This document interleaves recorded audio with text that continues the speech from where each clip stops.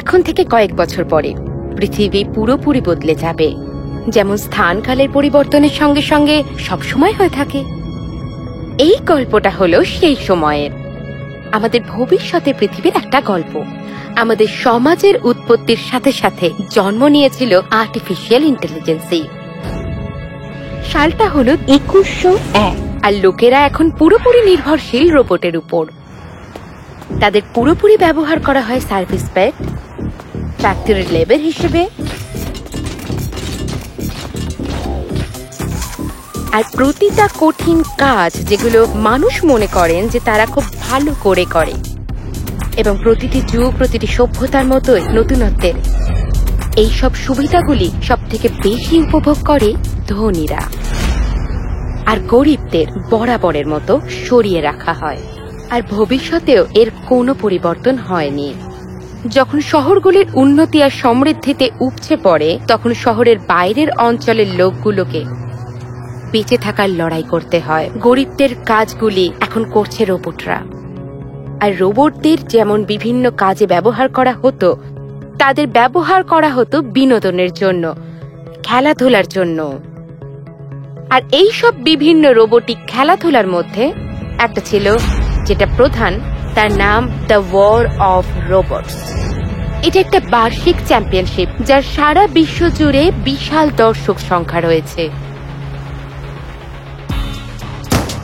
এই হলো মিকাজু টোকি ওরফে দ্য বেস্ট প্লেয়ার, সেই তিনটি দ্য ওয়ার অফ রোবটস এর চ্যাম্পিয়ন। ওয়েল ডান মিকা, খুব ভালো প্র্যাকটিস হয়েছে।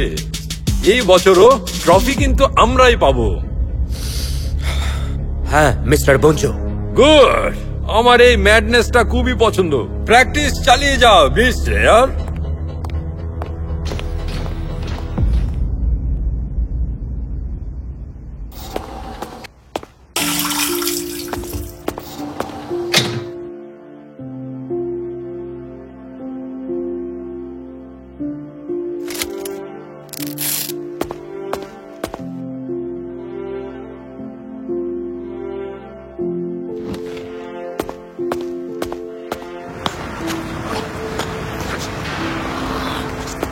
হেই মিস্টার মার্ক।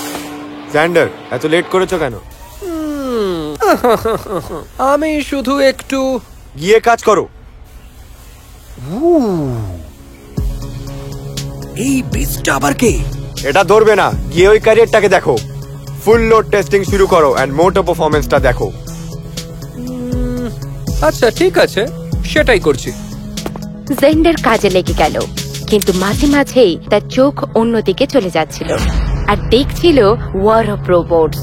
আমি এটাকে আগে কোথাও একটা দেখেছি, কিন্তু কোথায়? জেন্ডারের কোনো পরিবার ছিল না, তার মনে পড়ে না আদৌ ছিল কিনা। আর যেমনটা স্বাভাবিক, সে খুব কঠিন পরিস্থিতিতে বেঁচে থাকতে শিখেছিল, কিন্তু তার রোবোটিক্সের প্রতি একাগ্রতা তাকে এগিয়ে নিয়ে যাচ্ছিল। Welcome mister টাজো। মার্ক, ওটার ব্যাপারে আমাকে বলো। ও ওয়ারিয়র টাজো। আমি এটা পুরো চেক করে নিয়েছি, কিন্তু দেখে মনে হচ্ছে এটা লড়াইয়ের জন্য প্রস্তুত না। আর শুধু তাই না, যে এটা চালাবে ওর কিন্তু ক্ষতিও হতে পারে। আর যদি তুমি চাও, এটা কিন্তু সার্ভিস রোবট হিসেবে ইউজ করা যাবে, ঠিক আছে? ওয়ারিয়ররা সবসময় ওয়ারিয়রই থাকে, তা সে রোবটই হোক বা মানুষ। কিন্তু শুধু এটাই কেন, তুমি তো নতুন ওয়ার রোবটও কিনতে পারো। না, আমরা প্রতিশোধ চাই একসাথে। যদি ও না হয় তাহলে কিন্তু আর কেউ নয়। Thank you. আমি শুধু mister Tajo, the great warrior Tajo. হ্যাঁ, আমাকে মাফ করবেন স্যার, কিন্তু আমি আপনাদের কথা শুনছিলাম, আর আমার মনে হয় এই আয়রন ওয়ারিয়রের আরো অনেক ফাইট করা বাকি আছে। স্যান্ডার, গিয়ে কাজ। দাঁড়াও, আমি বাচ্চাটার কথা শুনতে চাই, বলে যাও। Thank you.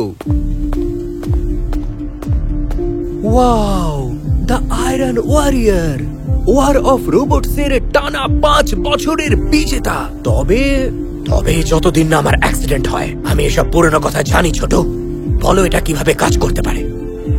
লুক নিয়ে চিন্তা করবেন না, ওটা নতুন করে করা যেতে পারে। সেন্সরগুলোর কাজ করা দরকার, সম্পূর্ণ পুনরুদ্ধার যদি আপনি চান। আমাদের ডিজাইন আরো ভালো করতে হবে। আমি ক্লাসিক রাবার হাতের একটা উন্নত ভার্সন লাগানোর কথা ভাবছি, আর সেন্সরি গ্লাভস দেওয়ার কথা, যেটা প্রোগ্রাম করা থাকবে এমন ভাবে যাতে প্রতিটা ঘুষি বা সুইং বুঝতে পারে 30 মাইল প্রতি ঘন্টা গতিতেও। এখন রিয়াকশন ও মোশনে যেটুকু দেরি হবে সেটা ঠিক করতে হবে, কারণ ভেতরে যে মানুষ থাকবে সে রিয়াক্ট করতে একটু সময় নেবে। আমাদের এর সম্পূর্ণ ম্যানুয়াল কন্ট্রোল বাদ দিতে হবে, মানে বলতে চাইছি মেশিনকে কখনো কখনো স্টিয়ারিং এর নিয়ন্ত্রণ করতে দিন।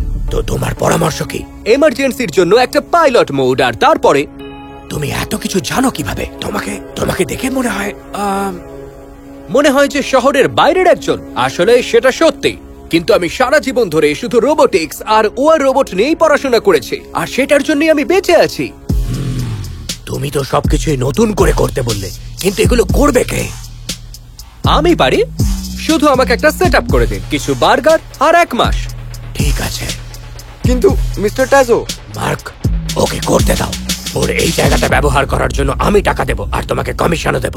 আর এই যে তুমি, 1 মাস পর আমাদের দেখা হবে। জেন্ডার সাথে সাথে আয়রন ওয়ারিয়ারের উপর কাজ করতে শুরু করলো। এটা তার জন্য কাজ ছিল না, এটা যেন তার বেঁচে থাকার রসদ। সে তার সমস্ত সময় ওয়ার্কশপের ভিতরেই কাটাতে শুরু করলো। মাঝে মাঝে একটু ঘুমিয়ে নিয়ে আবার উঠে কাজে বসতো। এইবার পচা ছেলে, চল তোকে একটু রং করা যাক। সবকিছু হয়ে যাওয়ার পর মার্ক এবং বাকিরা নিজেদের চোখকে বিশ্বাস করতে পারল না।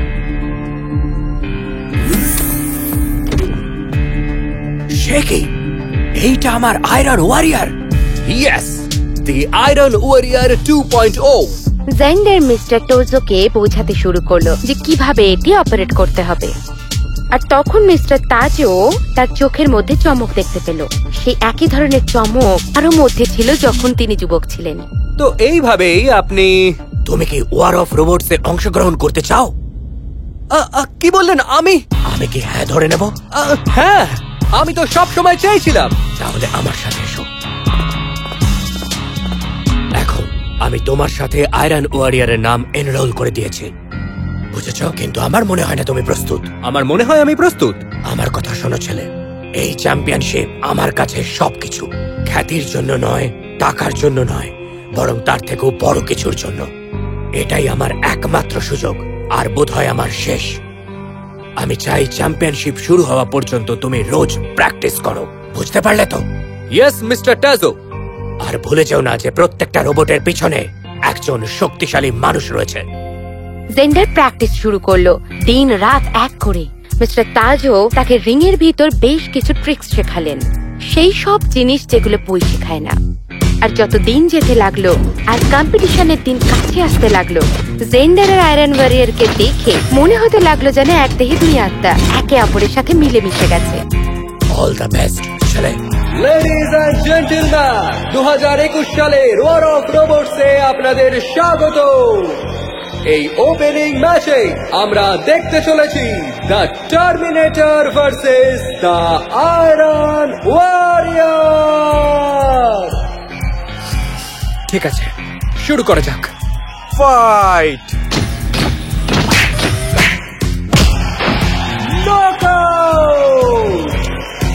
লেডিজ এন্ড জেন্টলম্যান, আমরা প্রথম ম্যাচের বিজেতা কয়েক সেকেন্ডের মধ্যেই পেয়ে গেছি, আর সেটা হলো দ্য আয়রন ওয়ারিয়র।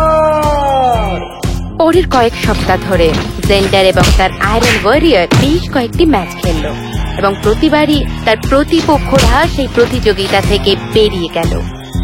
সবাইকে ছাড়িয়ে আয়রন ওয়ারিয়র টেবিলের একেবারে উপরে উঠে গেল। কি আশ্চর্য! দ্য আয়রন ওয়ারিয়র একেবারে অপ্রতিরোধ্য, দ্য বেস্ট প্লেয়ার। দেখতে পাচ্ছেন তো? তুমি কি দেখতে পাচ্ছ? ভালো করে দেখে নাও। জেন্ডারের নাম এখন প্রত্যেকটা খবর এবং সবার মুখে। স্বাভাবিকভাবেই সে সকলের প্রিয়।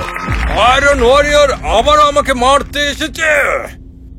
আমার পুরনো বন্ধু হয়তো ভুলে গেছে আমি লাস্ট টাইম তার সাথে কি করেছিলাম। মিকাচু! Yes sir.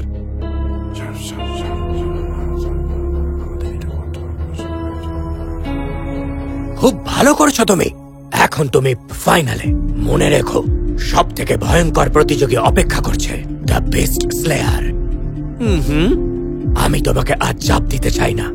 তুমি খুব ভালো করেছো। আজ ছুটি নাও। সত্যি? মিস্টার টাজো, আপনি বেস্ট। আনন্দে আত্মহারা হয়ে জেন্ডার নাচতে নাচতে আর তাজা হাওয়া নিতে নিতে শহরে বেরিয়ে পড়লো। কিন্তু সেই সময়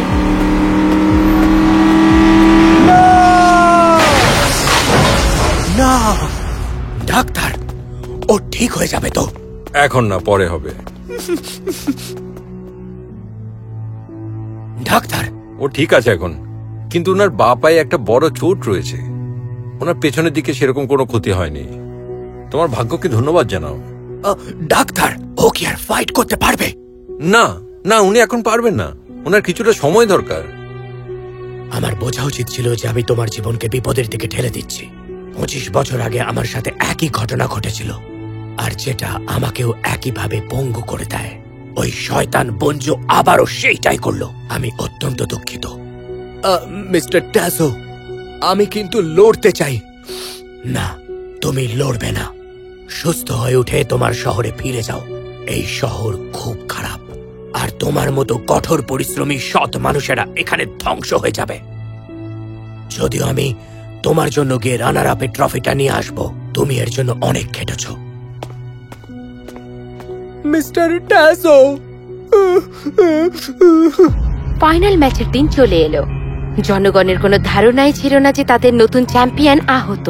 তারা প্রত্যাশা করে যখন বসেছিল, লেডিজ অ্যান্ড জেন্টলম্যান, গত 3 বছর ধরে টানা চ্যাম্পিয়নকে স্বাগত জানান আপনারা, মিকাচু আর তার বিস্ট স্লেয়ার।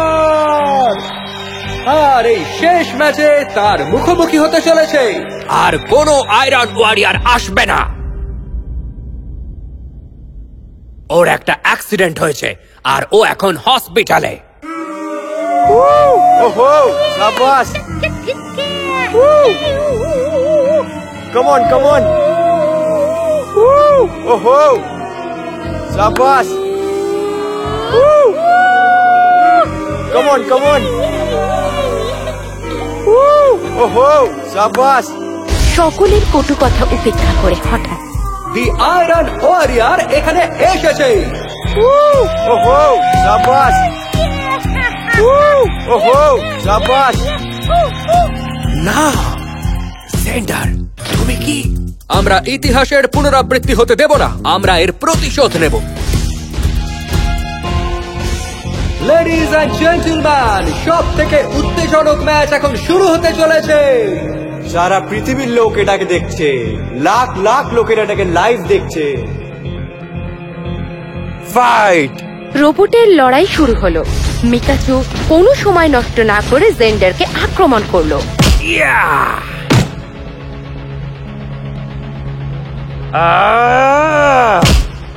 মনে হচ্ছে দ্য বেস্ট প্লেয়ার আয়রন ওয়ারিয়ারকে নিয়ে খেলছে।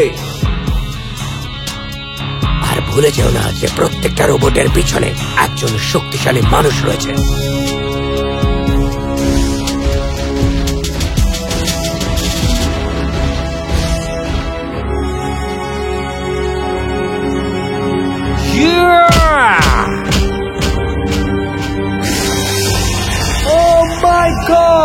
ও করে দেখিয়েছে। দি আয়রন ওয়ারিয়ার বিস্ট স্লেয়ারকে হারিয়ে দিয়ে চ্যাম্পিয়ন হয়ে গেছে। লেডিজ অ্যান্ড জেন্টলম্যান, এই যে আমাদের উইনার, দি আয়রন ওয়ারিয়র। তুমি এটা করে দেখিয়েছো। না, আমরা করেছি এটা। জেন্ডার শহরতলির একটা ছেলে, জীবনে বড় কিছু করে দেখিয়েছিল, কারণ সে কখনো জীবনে হতাশ হয়নি। কারণ দ্য ওয়ার অফ রোবটস আবার ফিরে আসবে, আর তার সাথে আয়রন ওয়ারিয়রও।